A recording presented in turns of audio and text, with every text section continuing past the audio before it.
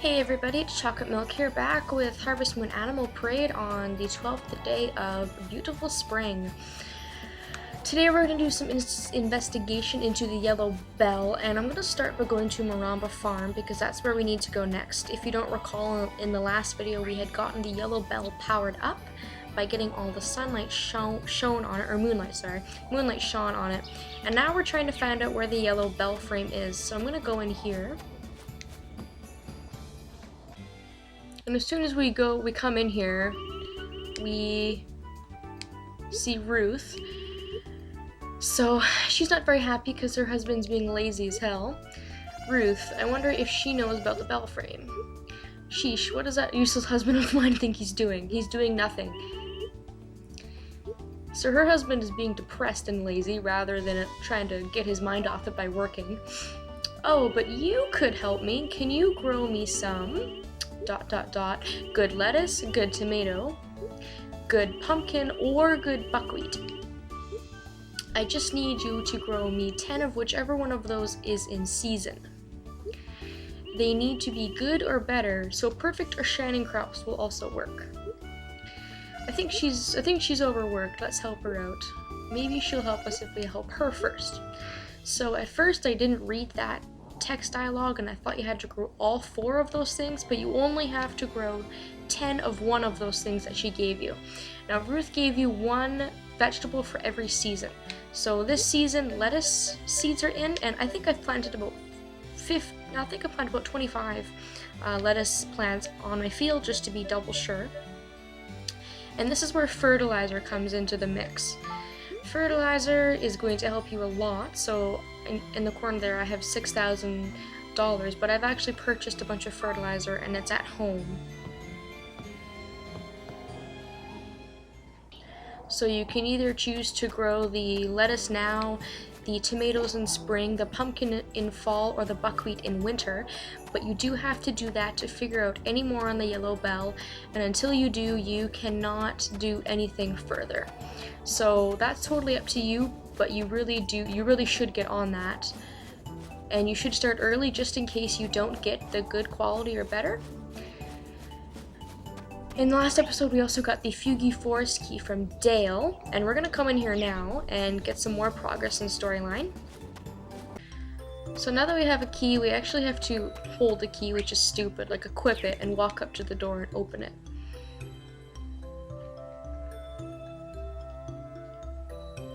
And then once we do that, we can actually get access to this place. It's dangerous to go on without an axe. Oh, crap. Did I leave my axe at home? Seriously? Ugh, that is some bullshit. Okay. Well, that sucks. Note to all my viewers, go in with both your axe and your hammer. I have never had that happen to me before, but I think I put my axe in my toolbox just because it was taking up inventory space, and I have very limited inventory space right now. So I'm going to go back to my house.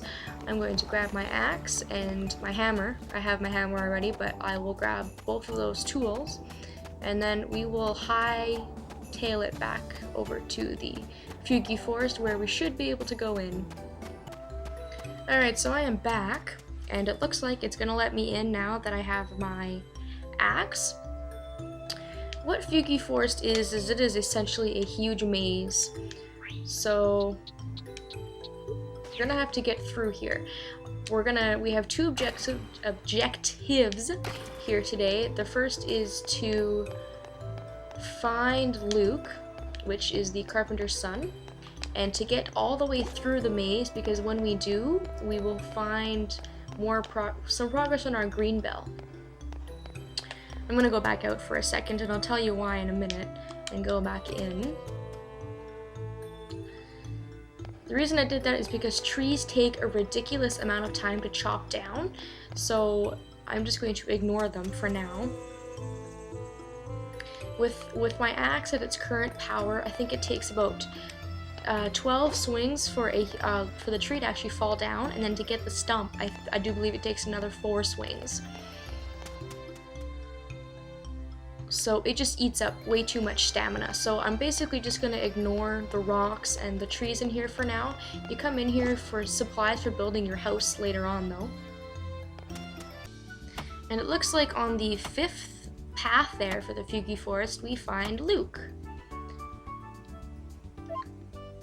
And Luke, I should mention, is I married him in Harvest Moon Tree of Tranquility, if anyone was curious about that. I won't be marrying him in this game on my other file, but he's pretty funny. I'm Luke. I have the most bestest axe skills of anyone around here. Well, you don't have the greatest English, apparently, or grammar skills, I should say. Huh? A witch. Can't say I know one. I'm just here to collect lumber. Huh? My pops is worried about me. That guy worries too much.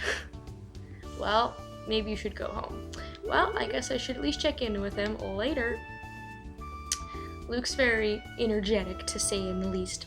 So I think we have about, I think it has 15 screens total. It could be 10, it could be 15, but we still have a little ways to go. Now there's only one trail on each of these places. Like there's one way out and one way in, so you don't have to get worried about like taking several different paths and getting lost, which is nice.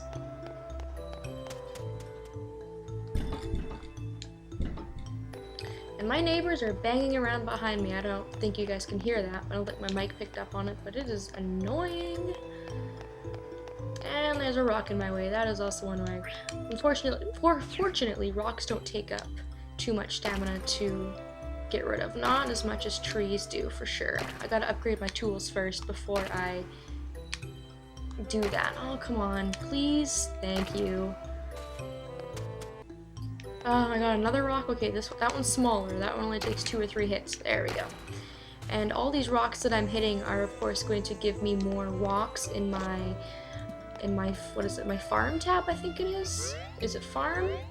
Yeah, it is. It's going to be all on the bottom under material stone. So it is a good thing because you're getting more material stone, but you're not exactly here looking to collect it, and it takes up stamina, so it is a win-lose situation. But you do get toadstools, you do get mushrooms, and there's a really rare looking, really cool mushroom, and hopefully I can find it in here when I'm in here. Okay, so this looks like the more than halfway point, because this is probably the 10th spot, the 10th area, and we still have 5 more to go. So it does look like there's going to be 15 spots to go through. So I just got to find the way back out. No, here it is. That was essentially a big useless log that served no purpose, which I don't really get why the game does that. It does that in the mines too, and it just seems kind of weird that they would do that, but I'm not the game designer, so, you know, I don't know what their logic is. Okay, it's not looking like I'll get that mushroom this time around, but it's really cool. It's like a purple shining mushroom, and it's like a special magical mushroom, and it's not poisonous, I don't think, but they sell for quite a bit too. And it is a long way to go through here, which is why usually they didn't actually give this place a whole lot of purpose, which is nice, besides getting all the materials. Because I think you do have to go a total of 15 screens to get to the witch's house, and it just gets kind of irritating after a while, so we should be done really quickly. I'm sure you guys have enjoyed me trekking through this forest. Okay, we must be getting to the very end. Her house must be just up here. And it is! Yay! This is the end of the forest, and it looks kind of more like a swamp more than anything else. And we have a house. A little house. So there's actually a few things you can do in this area. You don't just come here to visit the witch. I think if you go to her mailbox you can see who it is, but Finn will pop in and give us his little 2-bit here, and he's apparently afraid. Try opening the door. Your character's like, fuck that, I don't want to open it, but I guess I'll do it anyways. You can even see her little broomstick. We're trespassing on her property. I hope she doesn't like turn us into a toad or something. But it doesn't look like anyone's here anyways, so we don't have to worry. Quick, loot all her stuff before she comes home. And, whoa, okay. A really ugly pink frog wearing a witch's hat. Ribbit, ribbit! Okay, so we can't get turned into a frog because the witch is actually a frog. Is it trying to say something? I don't know. I don't really care. The witch isn't here, or she can't help us. So the next objective is to go to ask the wizard in Harmonica Town where the witch has gone. But the witch is right there. You know, she didn't particularly go anywhere. So as I was saying before Finn rudely cut me off, the only other thing you can really do here is fish, and you can also make friends with this turtle. You can actually have a turtle in your house as a pet, but you know, it's up to you whether you think it's worth it to come all the way out here to befriend the turtle. And there's a weasel here, there's a few animals, like this is a raccoon, yeah. You can fish here and meet some animals and talk to the witch, and that is basically it.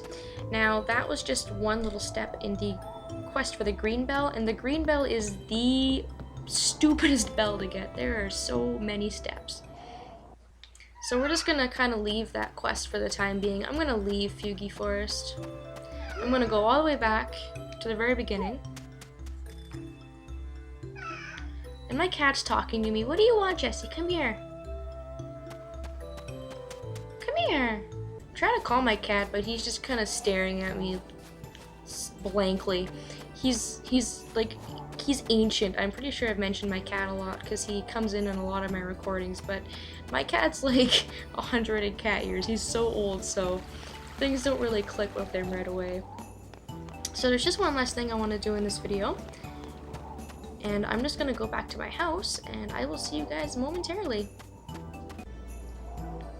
Alright, so back on my farm, I've just grabbed my fertilizer, and as you can see, I have a buttload of lettuce plants. I think there are about 25 here, and I've watered them.